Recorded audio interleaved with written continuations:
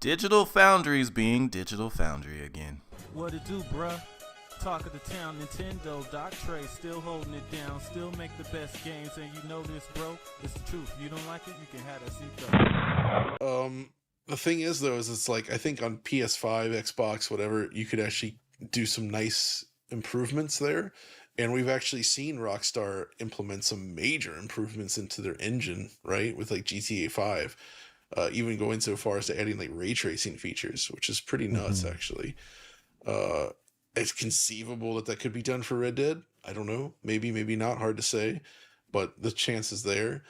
The thing to keep in mind, though, is that for the Switch 2, given what the hardware is, I wouldn't imagine we'd even see a version as good as the Xbox One X version on there. Okay, right? well, that was native 4K, which is probably a bit of a stretch for the Switch. It's a bit of a stretch here for the Switch 2, which makes me think that the Switch 2 version would just basically be the same as the last gen version, but like at a whatever Switch 2 appropriate resolution. Yeah.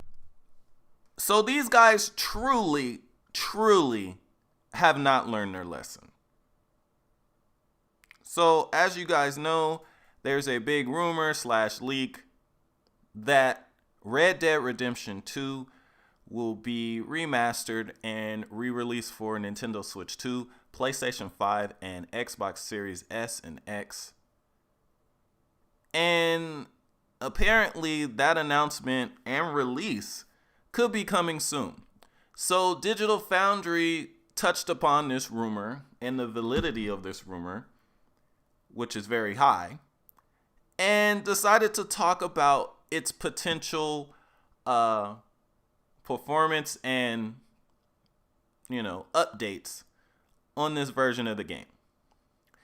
Now, I assume that this statement may have went over a lot of people's heads watching this clip due to Xbox failure at naming their next-gen consoles. But they're not saying that the Xbox Series X version of Red Dead Redemption 2 will look better than the Switch 2. They're saying that the Xbox One X version will look better than the Switch 2 version that they haven't seen, based simply on the fact that the Xbox One X version is native 4K. So they're assuming that this new version released on Switch 2 will not be 60 frames per second.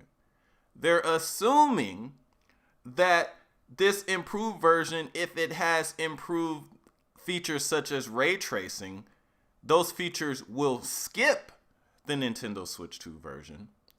They're assuming that there won't be any upgraded textures to this version of the game, and if they are, they won't come to the Switch 2 version.